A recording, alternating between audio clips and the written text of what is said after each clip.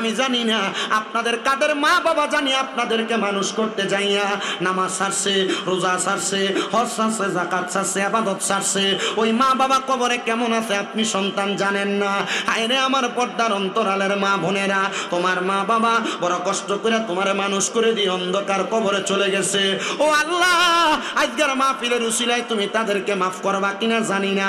সন্তানের দল এমন মা বাপ যাদেরকে মানুষ করে, অনেক সন্তান আছে মা বাপরে ভাত দেয় না, অনেক সন্তান আছে বউ কথায় কথায় কইছে তুমি তোমার মা বাপরে একা খাওয়াও কেন, তোমরা 3-4 ভাই সবাই মিলা খাওয়াইতে পারো না।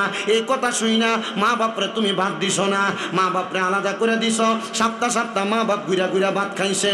সন্তান তোমাদের কাছে আমি আবদার জানাই, ও সন্তানের দলেরা, কেউ যদি মা বাপরে জুদা করে থাকো, আলাদা করে থাকো, দাও তোমার পাও আমার সামনে দাও, আমি আমার জিব্বা লাগায়া তোমার পাও পরিষ্কার করে দিব। ওয়াদা করবা এখান থেকে বাড়িতে যাইয়া আম্মা আব্বার পা ধরে ধরে মাপ চাইবা। যতক্ষণ পর্যন্ত মা বাপ মুখ দিয়ে বলছে মাফ করে দিছি, ততক্ষণ পর্যন্ত মা বাবার পাও ছাড়বা না। আম্মা আব্বা মাফ না করলে দুনিয়ার কেউ তোমারে মাফ করবে না, তো করবে না, স্বয়ং আল্লাহ তোমারে মাফ করবে না। বলে হুজুর কেন কেন আল্লাহ কেন মাফ করবে না? এ আব্বুজিরা, আমার আল্লাহ তাআলা কেন মাফ করবে না জানো নি? কারণ আমার আল্লাহ তাআলা নবীর মাধ্যমে জানিয়ে দেয়, সাখাতুর রাব্বি ফি সাখাতিল ওয়ালিদাইন, আম্মা আব্বার অসন্তুষ্টিতে আমার আল্লাহ অসন্তুষ্টি হয়ে যায়। আম্মা আব্বারে কষ্ট দিয়া বাত না দিয়া তুমি দুনিয়াতে মাহফিল করবা, লাখ টাকা কামাই করবা, মনে রাখবা দুনিয়ার জমিন থেকে কবরে গেলে শান্তি পাইবা না। সন্তান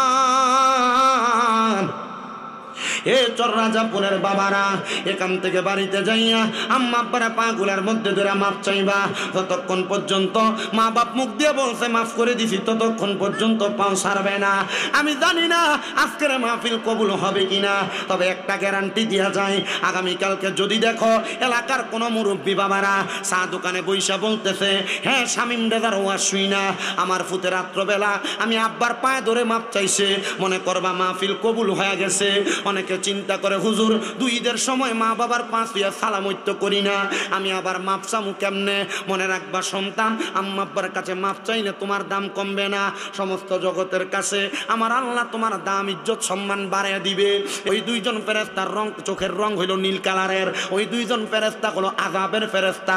আমি বলতেছি বেঈমানের কাছে, আমি বলতেছি বেআমলের কাছে, আমি বলতেছি সুদখোরের কাছে, আমি বলতেছি ঘুষখোরের কাছে, আমি বলতেছি হারামখোরের কাছে, আমি বলতেছি গালিগালাজ করনেওয়ালার কাছে, আমি বলতেছি দুনিয়ার জমিনে বদকাজ করনেওয়ালার কাছে।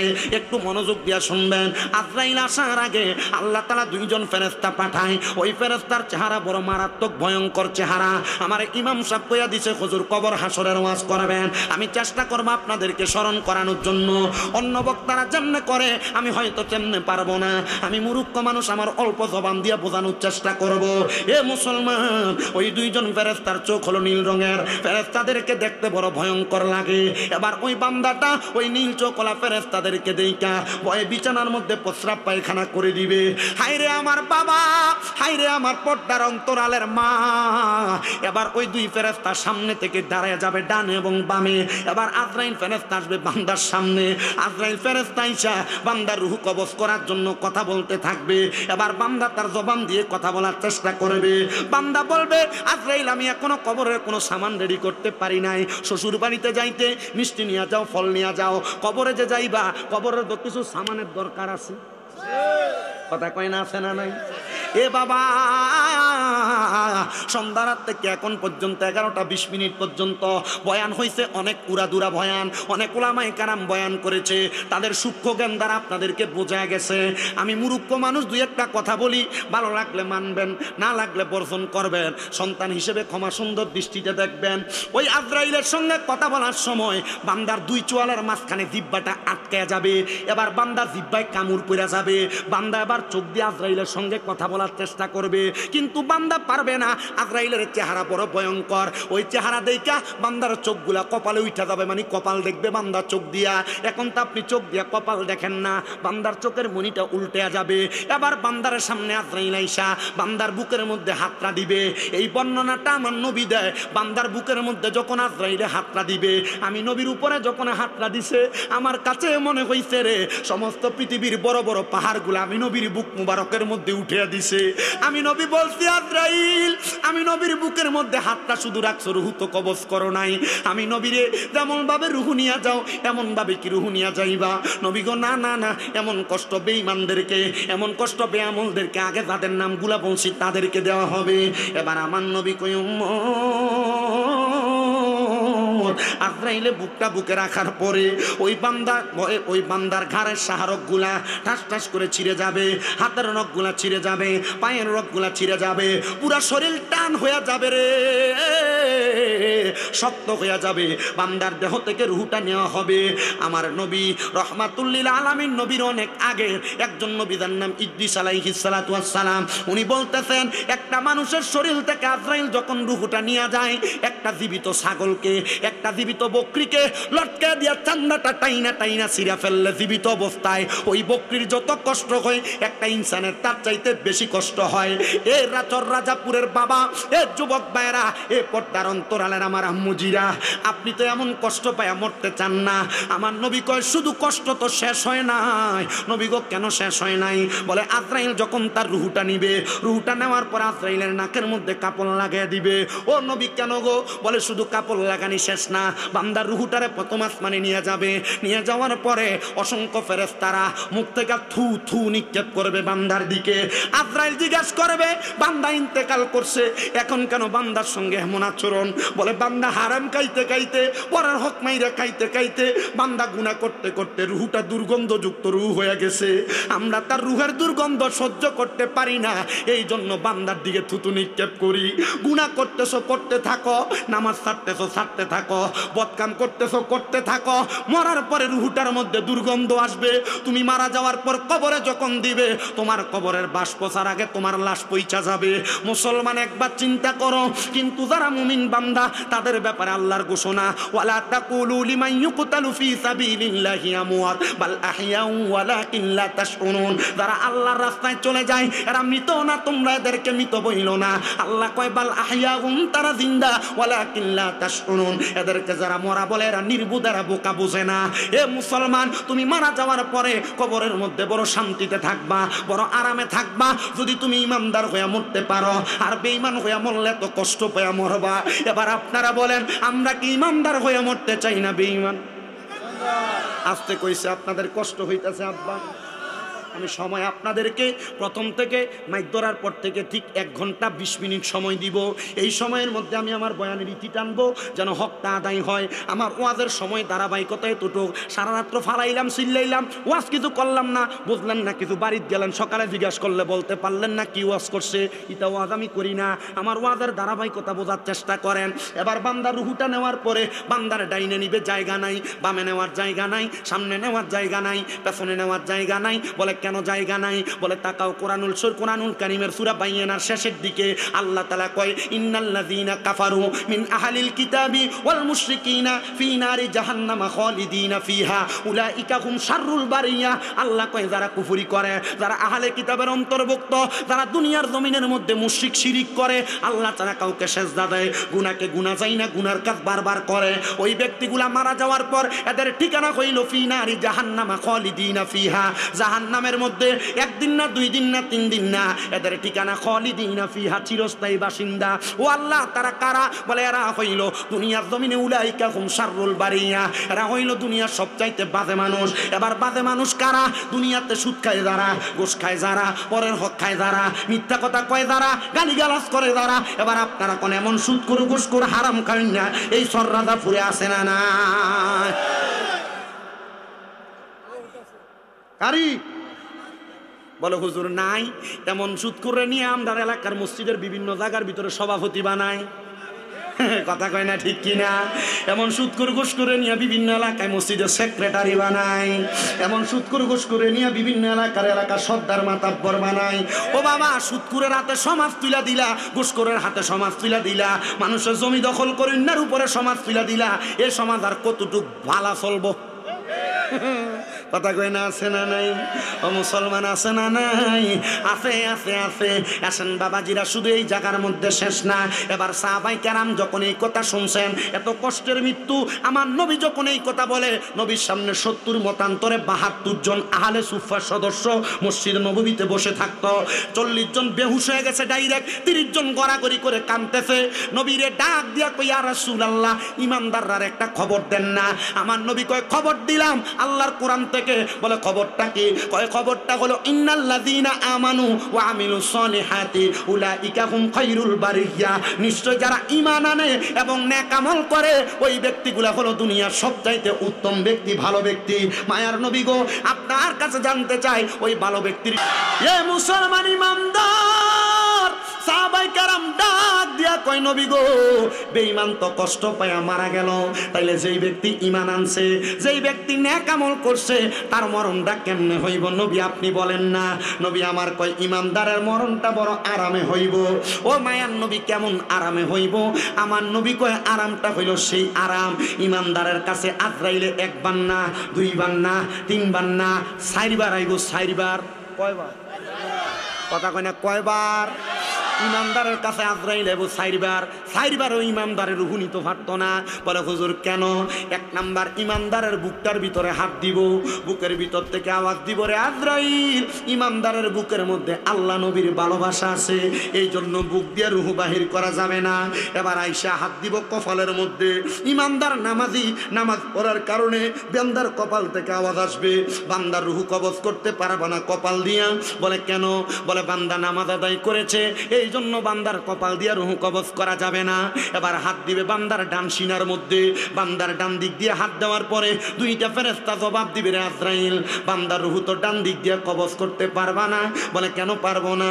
বলে বান্দার ডান দিকে আছে তার মা বাবার খেদমত। এবার হাত দিবে বান্দার বাম দিকে, বাম দিক দিয়ে খেদমত, বান্দার বাম দিক দিয়ে হাত দেওয়ার পর আজরাইলকে 2টা ফেরেশতা বলবে, বান্দার বাম দিক দিয়ে আছে তার দান এবং সদকা, এই জন্য বান্দার রূহ এমন ভাবে কবজ করা যাবে না। বলে কবজ যেহেতু করা যাবে না, কেমনে বান্দার রূহ কবজ করব? আল্লাহর পক্ষ থেকে আওয়াজ আসবে, রে আজরাইল, বান্দা কিছুক্ষণ পর কালেমা পড়বে, কারণ মুমিন বান্দা কালেমা পড়া ছাড়া মরবে না। মুমিন বান্দা যখন কালেমা পড়বে, মুমিন বান্দার মুখ দিয়ে একটা বাতাস বের হবে, ওই বাতাসটার সাথে সাথে বান্দার রূহটা তুমি কবজ করবা। বলে কবজ করব? হ্যাঁ। ইমানদার বান্দা, মুমিন বান্দা মরার কষ্ট টের পাবে না। বলে হুজুর কেন টের পাবে না? আরে ছোট্ট একটা বাচ্চা দুধের জন্য কান্না করলে মা যেমন ভাবে মাথায় হাত বুলিয়ে দিলে ছোট্ট বাচ্চা ঘুমিয়ে যায়, ইমানদার বান্দার রূহ নিবে, ইমানদার বান্দার টের পাবে না। এ মুসলমান, এ নবীর উম্মতের দলেরা, আশিকে রাসূল ভাই বাবারা, এবার ইমানদারের রূহ কবজ করার পর ইমানদারের রূহ বলবে, রে আজরাইল, তুমি আমার এত আস্তে আস্তে কেন নিয়ে যাও? আরো তাড়াতাড়ি নিয়ে যাও না। তুমি যদি জানতা আমার আল্লাহ তাআলা আমার জন্য কত বড় নিয়ামত রেডি করে রাখছে, তাইলে তুমি আমার এত আস্তে আস্তে নিয়ে যাইতা না, আরো তাড়াতাড়ি নিয়ে যাইতা। এ মুসলমান ইমানদারের দলেরা, এই নবীর উম্মতের দলেরা, চররাজাপুরের বাবারা, এবার যখন ইমানদার বান্দার রূহটা কবজ করার পরে আজরাইলে নিয়ে যাবে, বেঈমানের রূহ নেওয়ার সময় নাকে কাপড় দিছে, ইমানদারের রূহ নেওয়ার সময় নাকে কোনো কাপড় নাই।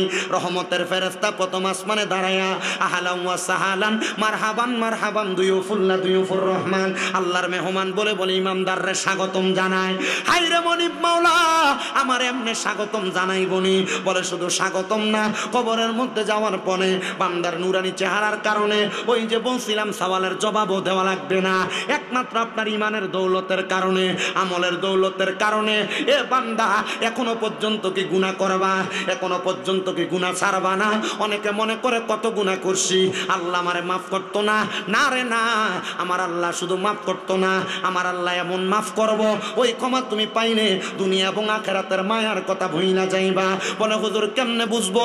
আল্লাহ তাআলার একজন বান্দা যার নাম হযরতে সুলতান মাহমুদ গজনবী রহমতুল্লাহ আলাইহি, ওনার নাম আপনারা এর আগে কয়জন শুনেছেন আমি জানি না।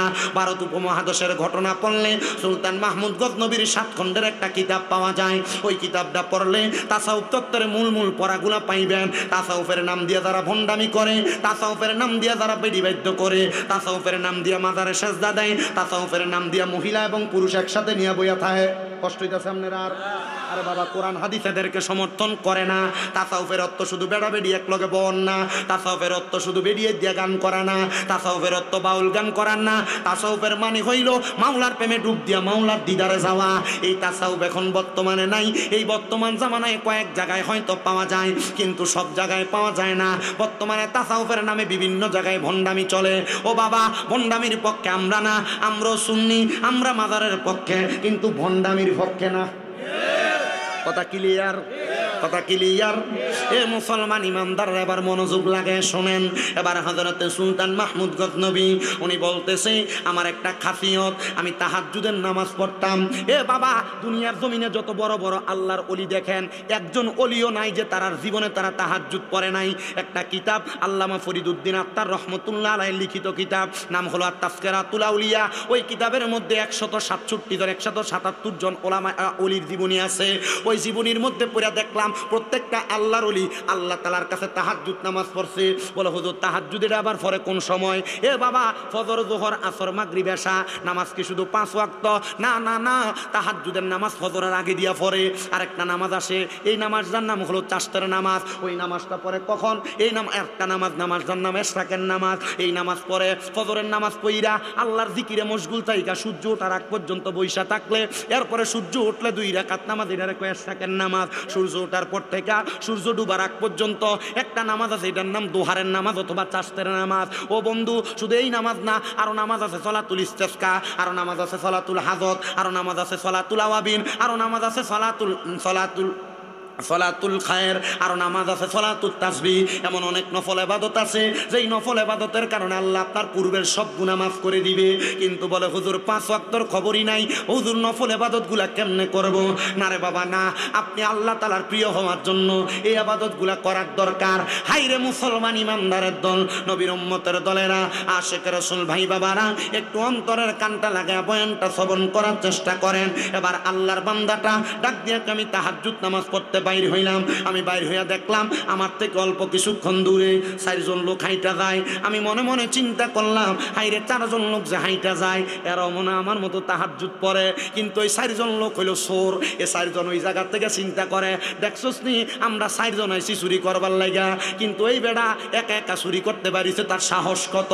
হাইরে বাবা, সুলতান মাহমুদ গজনবী বলে, আমি আবার তার সামনে গেলাম। তারা 4 জনের সামনে যায় জিগাইলাম, তোমরা কেন বাইর হইলা? ওই 4 জন কয়, তুমি যেই কামে আমরাও সেই কামে। আসলে কেউ নিজেই কামে, তারা 4 জন সেই কামে। এবার সুলতান মাহমুদ গজনবী কয়, যেহেতু তোমরা যেই কামে, আমি যেই কামে, তোমরা সেই কামে, চলো একসাথে করি। বলে কি করবা? বলে চুরি। বলে চুরি যেহেতু করবা, এ 4 জন তোমরা যে একলগে আইলা, 4 জনের ক্ষমতা কি আমার কাছে বলো। 4 জনের একজন ডাক দিয়া কয়, আমার ক্ষমতা হইল, আমি যখন কোনো বাড়িতে যাই চুরি করবার লাগা, ওই বাড়ির কুকুরটা যদি ডাক দেয়, আমি কুকুরের বাসা বুঝি। কি এর বাসা বুঝে? আমি কুকুরের বাসা বুঝি। দ্বিতীয় ব্যক্তিরে জিগায়, তুমি যে চুরি করতে দাও, তোমার ক্ষমতা কি? বলে আমার ক্ষমতা হইল, আমি বাড়ির মধ্যে ফু দিলে, ফু দেওয়ার সাথে সাথে পুরা বাড়ির মানুষ ঘুমায়া জাগা। 3 নাম্বার ব্যক্তিরে জিগায়, তোমার ক্ষমতা কি? কয় আমি নাকের গ্রানে বলতে পারি কোন জায়গায় কি আছে। 4 নাম্বার ব্যক্তিরে জিগায়, তোমার ক্ষমতা কি? কয় আমার ক্ষমতা হইল, আমি রাইতকে তারে দেখতে পাই, দিনে তারে চিনতে পাই। মাশাআল্লাহ, ক্ষমতা বালা। এবার 4 জন কয়, একসাথে যেহেতু কাম চালামু, চুরি করমু, তাইলে তোমার ক্ষমতা বলো। এবার সুলতান মাহমুদ গজনবী কয়, আমার ক্ষমতা, আমি ডাইনে তাকাইলে ফাঁসি মাফ, বামে তাকাইলে জেল হাজত মাফ। বলে আমরা এটাই দরকার, আমরা যদি ধরা খাই ফাঁসি হইলে ফাঁসি মাফ হইব, আমরা যদি ধরা খাই জেলে গেলে তুমি বামে তাকাইলে জেল হাজত মাফ হইব। চলো চুরি করতে যাই। এবার বাড়িতে ঢুকছে, যেই বাড়িতে ঢুকে এই বাড়ি সুলতান মাহমুদ গজনবীর ওই বাড়ি। একটু মনোযোগ দিয়া শুনবেন, আল্লাহর কাছে মাফ চাইলে যে আল্লাহ তাআলা মাফ করে। আজকে যে মাহফিল করতেছেন, ওলিয়ে কামেল লেখছেন, কামেল এমনি হয় না। শাহ মুহাম্মদ নাজির মাহমুদ রহমতুল্লাহ আলাই, উনি যে দুনিয়া থেকে গেছেন এমনি যায় নাই, উনি ওনাদের জীবনটাকে এমন বানাই হয়ে গেছেন। এজন্য ওনার স্মরণে 25 বছর মাহফিল হয়। নাচত আপনার এলাকার কত মানুষ মারা যায়, খবর লয়া দেখেন, অনেক দাড়ি ফাঁকা মুরব্বী আছে, বাপ মার কবরের সামনে নিলে কবরও চিনে না। আছে না নাই? সুলতান মাহমুদ গজনবী কয় তারারে লইয়া ঢুকলাম চুরি করবার লাইগা। মা বোনেরা মনোযোগ দিয়া শুনবেন, আল্লাহর কাছে মাফ চাইলে আল্লাহ কেমনে মাফ করে একটু দেখা লইবেন। সুলতান মাহমুদ গজনবী কয় তারা ঘরে ঢুকছে, ঘরে ঢুইকা কুকুর ঘেউ ঘেউ করে ডাকে। কুকুর যখন ঘেউ ঘেউ করে ডাকে, এবার ওই সুলতান মাহমুদ গজনবী দিগায় কিরে কুত্তাদের ডাক দিল, কুত্তা কি কইছে তুই আমারে কস না? কয় কুত্তা কইছে মালিক বাড়িতে চোর ঢুকছে তাড়াতাড়ি ওঠেন। কিন্তু মালিক ওঠে না, মালিক ঘুমাইতেছে।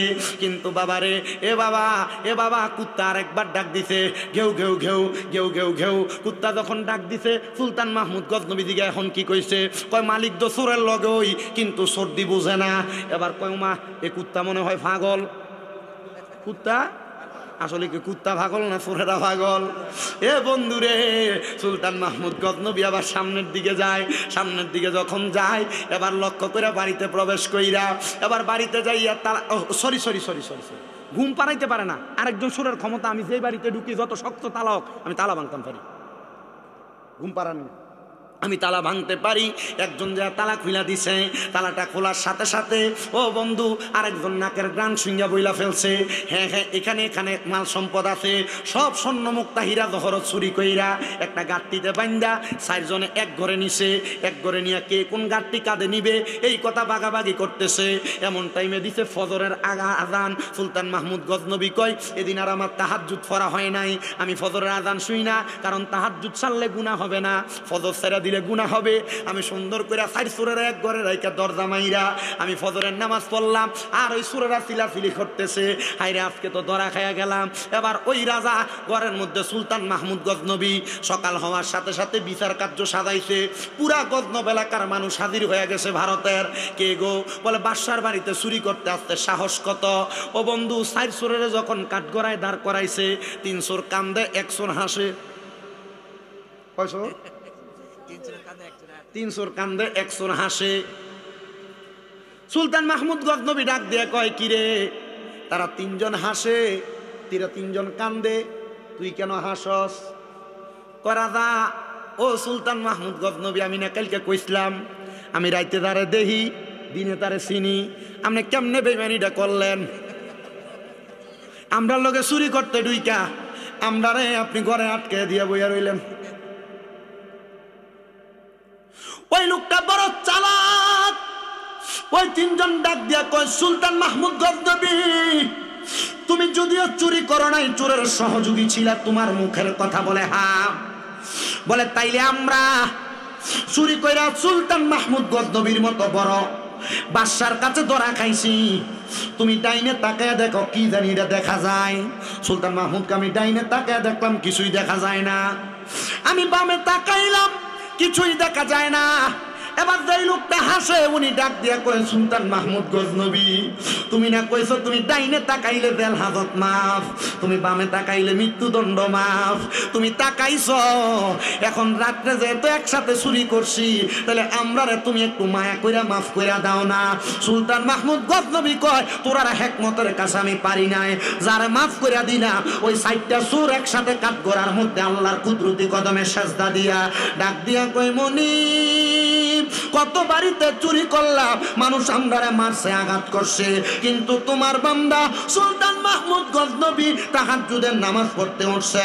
তোমার বান্দা হইয়া তার ভিতরে যদি এত দয়া থাকতে পারে গো, তাইলে তুমি মাওলার কাছে কত দয়া।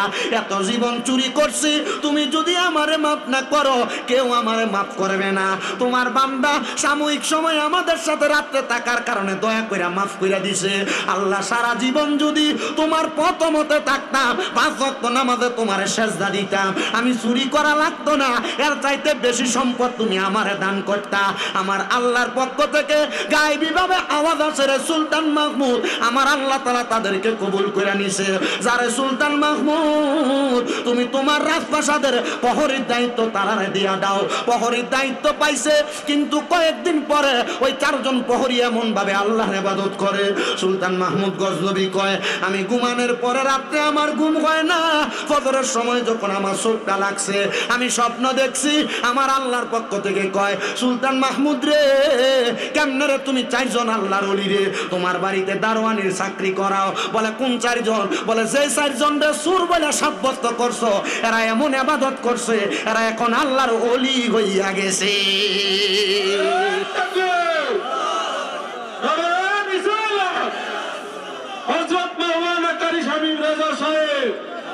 সবাই জোরে কোন আলহামদুলিল্লাহ। এ মুসলমান ইমানদারের দলেরা, আল্লাহর কাছে মাপ চাইলে মাপ পাইতে দেরি হয় না। আমার আল্লাহ আপনাকে মাফ করবে, আমাকে আল্লাহ তাআলা আপনার আমার জীবনের গুনাহগুলো মাফ করবে। এই মাহফিল শেষ মাহফিল না, 25তম মাহফিল। আমার পূর্বের আলোচক আপনাদেরকে নিয়ে সুন্দর কথা বলেছে, সুন্দর বয়ান করেছে, কিন্তু আপনাদের কাছে দেখছি বড় কষ্ট করে চাইছে। আমি জানি না আপনাদের কাদের মা বাবা জানি আপনাদেরকে মানুষ করতে যাইয়া নামাজ ছাড়ছে, রোজা ছাড়ছে, হজ ছাড়ছে, যাকাত ছাড়ছে, ইবাদত ছাড়ছে, ওই মা বাবা কবরে কেমন আছে আপনি সন্তান জানেন না। হায়রে আমার পর্দার অন্তরালের মা বোনেরা, তোমার মা বাবা বড় কষ্ট করে তোমার মানুষ করে দিয়ে অন্ধকার কবরে চলে গেছে। ও আল্লাহ, আজকের মাহফিলের উসিলায় তুমি তাদেরকে মাফ করবা কিনা জানি না। সন্তানের দল, এমন মা বাপ যাদেরকে মানুষ করে, অনেক সন্তান আছে মা বাপরে ভাত দেয় না, অনেক সন্তান আছে বউ কথায় কথায় কইছে তুমি তোমার মা বাপরে একা খাওয়াও কেন, তোমরা 3-4 ভাই সবাই মিলা খাওয়াইতে পারো না। এই কথা শুই না মা বাপরে তুমি ভাত দিছ না, মা বাপরে আলাদা করে দিছ, সপ্তাহ মা বাপ ঘুরা ঘুরা ভাত খাইছে। সন্তান তোমাদের কাছে আমি আবদার জানাই, ও সন্তানের দলেরা, কেউ যদি মা বাপরে জুদা করে থাকো, আলাদা করে থাকো, দাও তোমার পাও আমার সামনে দাও, আমি আমার জিহ্বা লাগায়া তোমার পা পরিষ্কার করে দিব। ওয়াদা করবা এখান থেকে বাড়িতে যাইয়া আম্মা আব্বার পা ধরে ধরে মাপ চাইবা। যতক্ষণ পর্যন্ত মা বাপ মুখ দিয়ে বলছে মাফ করে দিছি, ততক্ষণ পর্যন্ত মা বাবার পাও ছাড়বা না। আম্মা আব্বা মাফ না করলে দুনিয়ার কেউ তোমারে মাফ করবে না, তো করবে না, স্বয়ং আল্লাহ তোমারে মাফ করবে না। বলে হুজুর কেন আল্লাহ কেন মাফ করবে না? এ আব্বুজিরা, আমার আল্লাহ তাআলা কেন মাফ করবে না জানোনি? কারণ আমার আল্লাহ তাআলা নবীর মাধ্যমে জানাইয়া দেয়, সাখাতুর রাব্বি ফি সাখাতিল ওয়ালিদাইন, আম্মা আব্বার অসন্তুষ্টিতে আমার আল্লাহ অসন্তুষ্টি হয়ে যায়। আম্মা আব্বারে কষ্ট দিয়া বাত না দিয়া তুমি দুনিয়াতে মাহফিল করবা, লাখ টাকা কামাই করবা, মনে রাখবা দুনিয়ার জমিন থেকে কবরে গেলে শান্তি পাইবা না। সন্তান, এ চররাজাপুরের বাবারা, এখান থেকে বাড়িতে যাইয়া আম্মা আব্বারা পাগুলার মধ্যে ধরে মাপ চাইবা। যতক্ষণ পর্যন্ত মা বাপ মুখ দিয়ে বলছে মাফ করে দিছি, ততক্ষণ পর্যন্ত পাও ছাড়বে না। আমি জানি না আজকের মাহফিল কবুল হবে কিনা, তবে একটা গ্যারান্টি দেওয়া যায়, আগামীকালকে যদি দেখো এলাকার কোনো মুরব্বী বাবারা চা দোকানে বইসা বলতেছে, হ্যাঁ শামিম দাদার ওয়াজ শুই না, আমার ফুতে রাত্রবেলা আমি আব্বার পায়ে ধরে মাপ চাইছে, মনে করবা মাহফিল কবুল হয়ে গেছে।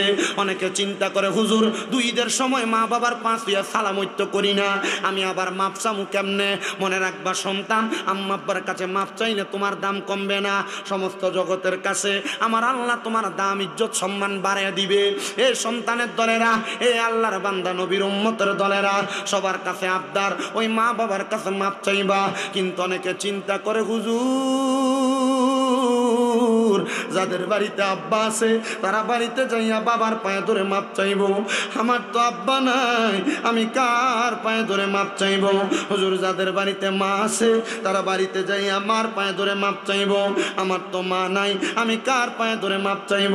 সন্তানের দলেরা, মাপ চাইতে পারবা কিনা জানি না। তোমার মা কবরে, বাবা কবরে, ওই মা বাপরে যদি তুমি মাসে 1000 টাকার ফল কিনা খাওয়াইতা, চিন্তা করে দেখো 12 মাসে 12,000 টাকার ফল মা বাপরে খাওয়ানো লাগতো।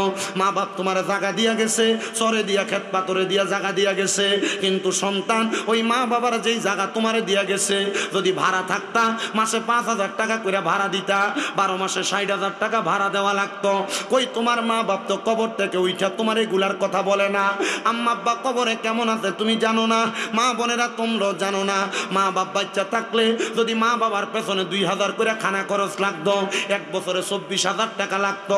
একটা সন্তান সন্তান নিয়ে হাতরা বাড়ে কইবা হুজুর আমারও মা নাই আমারও আব্বা নাই, একটু খাস করে দোয়া করবেন। এই মাহফিল 25তম মাহফিল, আগামী বছর হবে, একটু পরে মুনাজাত করব, দোয়া করব তোমার মার জন্য, তোমার বাবার জন্য।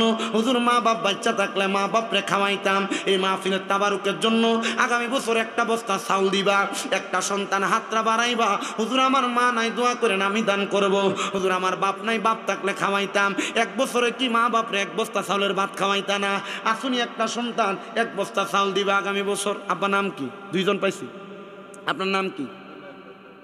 হ্যাঁ প্রথম এটার নাম শামসুল হক বেয়ারি। মারহাবা। চাউল কিন্তু বাজারে যেটা হাতে ডলা দিলে গ্যারান কয় গুড়ি চিকন চাউল, যেটা চাউল কিন্তু সেইটা।